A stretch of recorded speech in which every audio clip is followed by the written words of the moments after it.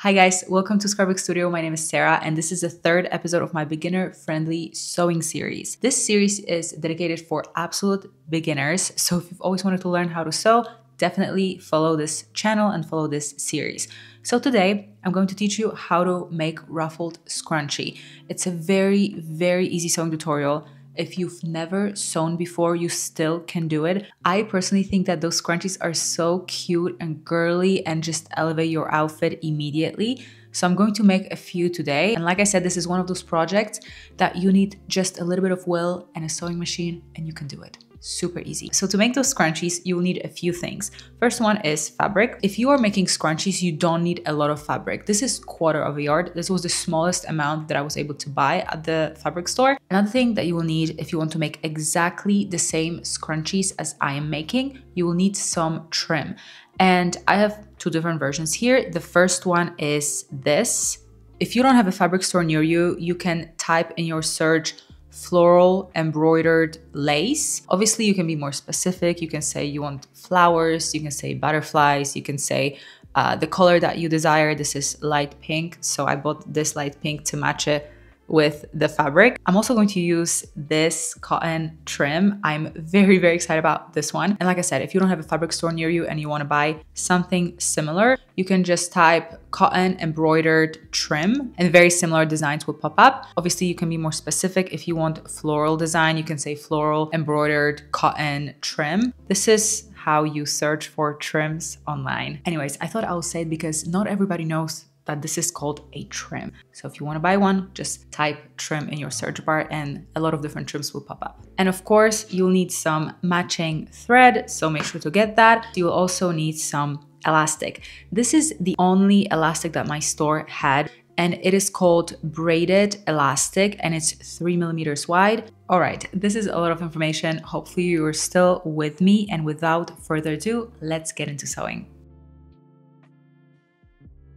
I'm going to start by switching to a finer needle since I'm working with a delicate fabric. Start by measuring your trim to 60 centimeters, which is 24 inches by the way, and cut 2 pieces.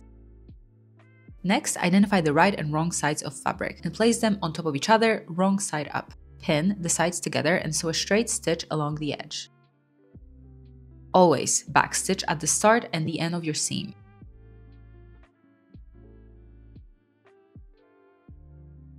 Trim the seam allowance. I'm using pinking shears because they help stop fabric from fraying. You don't have to use them though, so don't worry about that. So this is how it looks like. Then flip the fabric so the right sides are facing each other. Press the seam allowance to one side, fold the fabric so the right sides are facing each other again, and press it flat. Now we will close the scrunchie with a French seam. Place the edges wrong sides together and sew a straight stitch. Trim the seam allowance and then flip the fabric so the right sides are together and sew another straight stitch to finish the seam neatly. Next, sew a tunnel for the elastic. Make it slightly wider than your elastic, minus 3 millimeters, so the tunnel can be about 6 millimeters from the edge. Make sure to leave a small opening so the elastic can be threaded through and the tunnel closed afterwards. Now thread the elastic through the tunnel. I've attached safety pins to both ends.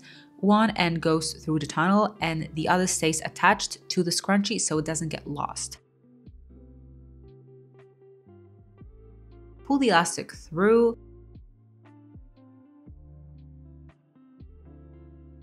Then tie it. Trim any excess and tuck it between the layers. Finally, sew the opening closed and your scrunchie is ready. So I put it on just to see how it looks like and I am really, really happy with it. It's so easy. It's the easiest thing you can do. And like I said, if you've never sewn before, this is the easiest project. This one, like I said, was 60 centimeters, which is 24 inches in length. But if you want it to be more gathered, more ruffled, if you want to make it bigger, just increase the size in length and in width. And that's it. I'm going to show you in a second how to make a different version. I'm going to mix the white and the pink. Let's go. For this scrunchie, the sewing process is the same as before.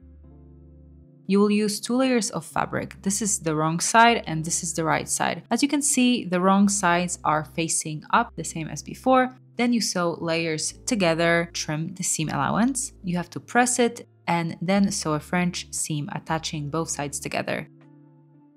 Next, you'll have to sew the tunnel for the elastic and then you'll have to pull it through. Finally, tie the elastic.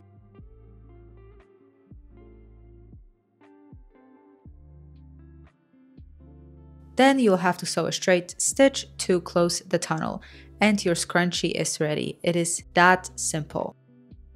Okay, bonus tutorial. I'm going to show you how to make this big ruffled 3-layer scrunchie. You need to start by closing the raw edge only on one side.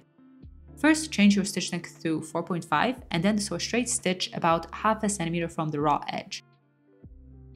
Fold the edge towards the wrong side of the fabric and trim any excess seam allowance, leaving about 3 millimeters above that stitch. Fold it again so there's no raw edge left. Then start sewing about 0.5 centimeter from the top to secure that folded edge.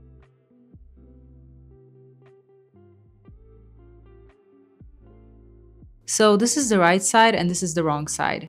Now you have to place both right sides facing up, so different from before, and then sew a straight stitch to attach the layers together. Take another piece of fabric, make sure it's wider than the previous two, and finish the raw edge on one side. Place the layers wrong side up, and from here follow the same steps as the previous scrunchies. The only thing is, make sure to sew this stitch a thread's width below the previous stitch. Alright, that's it. You can attach as many layers as you like, but remember, the more layers you add, the lighter the fabric should be. But to be honest, I don't recommend making more layers than 3. If your fabric is very light, you can maybe do 4, but that is probably max. And yeah, that's how you make scrunchies. It's super simple. All right, I hope that you enjoyed this video and made some scrunchies. They're awesome. This one is my favorite.